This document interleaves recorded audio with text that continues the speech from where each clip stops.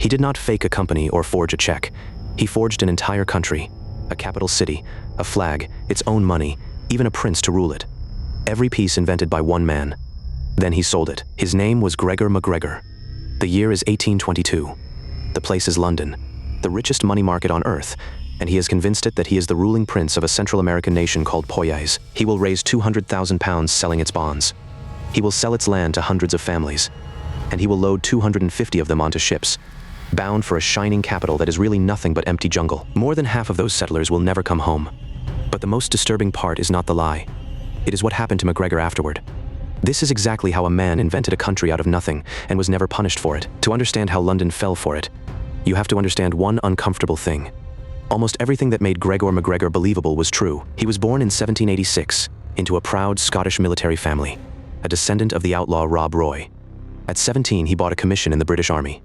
He was tall, striking, and desperately ambitious, but peace bored him, so he sailed for South America, where a war of independence was tearing the Spanish Empire apart. And there, in the armies of Simon Bolivar, Gregor MacGregor became something rare, a genuine hero. He led a famous fighting retreat that saved his men, a feat Bolivar himself called superior to the conquest of an empire. He married Bolivar's own cousin. He was made a general. This was not a fantasy. This was his resume. But there was a darker thread in that resume. One London chose not to see. Twice already, MacGregor had seized a scrap of land in the Americas and declared himself its ruler.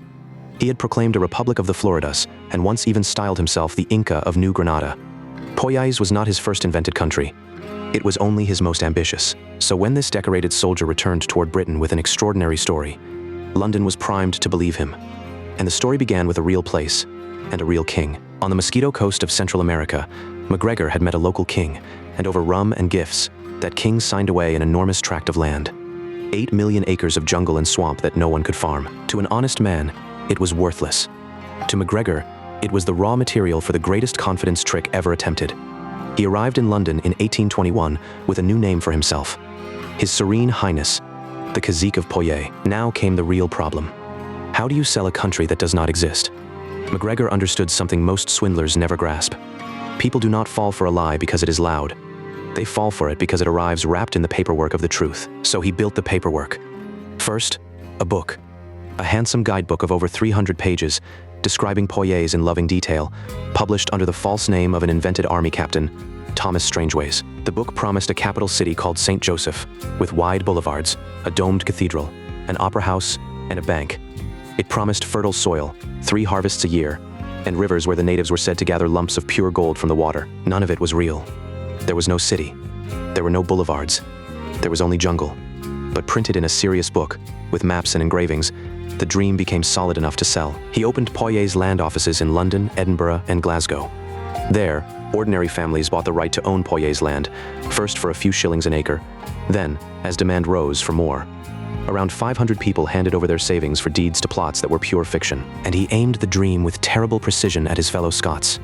A century before, Scotland had poured its national fortune into a colony at Darien, in Panama, and watched it die in the fever swamps. It was a wound the country never forgot. Poyais, MacGregor hinted, was the chance to finally get it right. For many Scottish families, this was not just an investment. It was redemption. The believers came from every trade: clerks, farmers, soldiers, craftsmen. One Edinburgh cobbler was so convinced that he paid for the honor of becoming official shoemaker to the Princess of Poyais. He would carry his tools across an ocean to a shop that was never built. Some had bought far more than land. A London banker had been hired to run the Bank of Poyais. Young men carried officers' commissions their families had purchased in the Poyaisian army and navy. They were not simply emigrating. They believed they were the bankers, the officers, and the officials of a government that had never once met. Then MacGregor added a masterstroke. He had Poyais banknotes engraved and printed, and he persuaded the emigrants to change their good British gold into this Poyais money before they sailed. They were handing over real wealth for beautiful printed nothing, and the paperwork reached the highest place imaginable. MacGregor installed a Poyais envoy in London, whose official credentials were presented, on behalf of a nation that did not exist, at the court of King George IV. The spectacle never stopped. Poyais had a green and gold flag, a written constitution, an honors system, and its own army uniforms. The Lord Mayor of London received the Cazique at a grand civic dinner. Ballads praising the new nation were sung in the streets of London, Edinburgh, and Glasgow. An entire city was rehearsing a country that was not there, but the land sales were only the warm-up. To reach the real money, MacGregor turned to the London Stock Exchange at the exact moment it had gone mad for a new kind of investment. In the early 1820s, London was lending fortunes to the newly independent nations of Latin America. Their government bonds paid rich returns, and investors could not get enough. To London, Poyais looked like just one more young republic. So MacGregor floated its loan, £200,000. An immense sum raised through a respectable London bank, secured, he said, against the revenues of his prosperous country. A country that earned nothing because it did not exist. And here is the quiet genius of the whole scheme. Every real bank, every real newspaper, every real signature made the next person trust it a little more. The more Poyais was treated as real, the more real it seemed to become. By the autumn of 1822, the dream was ready to collect its believers. On a foggy London dock, the first ship of settlers prepared to sail. Its name was the Honduras Packet, and about 70 people boarded her, singing. A few months later, a second ship, the Kennersley Castle, followed from Scotland with around 200 more. In all, roughly 250 souls crossed the Atlantic for Poyais. The crossing took months. They spent it dreaming of the White City waiting for them. MacGregor had sent them off like royalty. At the Leith docks, near Edinburgh, a 6-gun salute had thundered across the water as the ship pulled away. The green cross flag of Poyais flying at her mast. The emigrants had cheered their prince from the rail. It was the last time most of them would ever see him. As the coast finally rose out of the sea, they crowded the rail to catch their first sight of the harbor of St. Joseph. They searched the shore, and they saw nothing they had been promised. No White City, no harbor, no welcoming officials. There was only jungle, dark water, and silence. They rowed ashore and searched, and found only the overgrown foundations of an abandoned camp and 2 ragged hermits living alone in the wild. This was Poyais. This was the whole of it. And then, into that stunned silence, walked the one man who could end all doubt. A real king. King George Frederick Augustus, the Mosquito ruler MacGregor claimed to serve, arrived in person.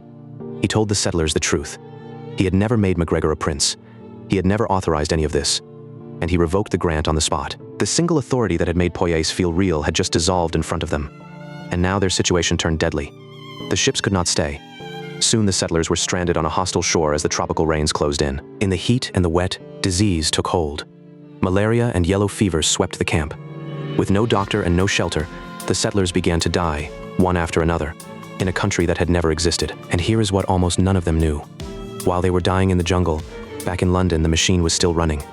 More families were buying land, and 5 more ships of settlers were already at sea, sailing toward the same empty coast. Across the Atlantic, the disaster was quietly spreading. A 3rd ship had already reached the coast, seen the empty camp, and turned back. But the others were still coming. It was the British authorities in Belize who finally raised the alarm, and the Royal Navy that was sent to hunt down the last emigrant ships still at sea and turn them around before they could add to the graves. The survivors on the coast were saved almost by accident. Word of their plight reached the nearby British settlement of Belize, and a rescue ship was sent. When it arrived, its magistrate told them the plain, terrible fact. Poyais did not exist. Even rescued, many were too far gone and died in Belize. Of the roughly 250 who had sailed for Poyais, at least 180 were dead.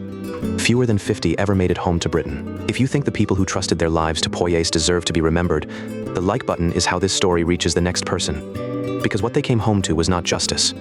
It was a scandal, and a man already gone. When the survivors reached Britain and told their story, the scandal was enormous. Newspapers that had praised Poyais now denounced it as a monstrous swindle. The bonds became worthless overnight. The land certificates were revealed as beautifully printed trash, and now comes the first of the twists that make this story almost impossible to believe. Some of the survivors refused to blame MacGregor at all. Men who had buried their own children in that jungle signed a public statement insisting he had been deceived by his agents, just as they had. Such was the spell the man could cast, even on the people he had ruined. But MacGregor was not there to see their loyalty. Sensing danger, he had already slipped out of Britain and crossed to France. And there, he did not hide. He simply started again. In Paris, MacGregor set up a new company and began selling a fresh Poyais loan to French investors and a new wave of settlers to send. But this time, the authorities grew suspicious before the ships could sail. In 1825, French police arrested him. At last, it seemed, Gregor MacGregor would face justice. He was put on trial in Paris for fraud, and in 1826, the court delivered its verdict. Not guilty. He walked out a free man. He drifted back to Britain and, astonishingly, tried smaller versions of the Poyais scheme yet again. But the name was poison now. Handbills warned Londoners to take care of their pockets. Another Poyais humbug. Slowly, the money and the marks ran out. So here we reach the final, strangest chapter of all. A man who invented a nation, robbed a market, and sent hundreds to their deaths. You would expect him to end in ruin and disgrace. He did not. In his later years, MacGregor sailed to Venezuela, the country he had genuinely helped to free decades before. There, he was not remembered as a swindler. He was welcomed as a hero of independence, granted citizenship, and awarded a general's pension. Gregor MacGregor died in Venezuela in 1845, an old and respected man. He was buried with full military honors in the Cathedral of Caracas. The President of the Republic walked behind his coffin. The eulogy praised the brave soldier. Not one word was said about Poyais. So this is what the story leaves us with. A jungle full of unmarked graves, and the man who dug them, honored in a cathedral. He was never made to answer for Poyais. The Poyais scheme worked because it understood a permanent truth about money. We do not really invest in things. We invest in stories and in the confidence of the person telling them.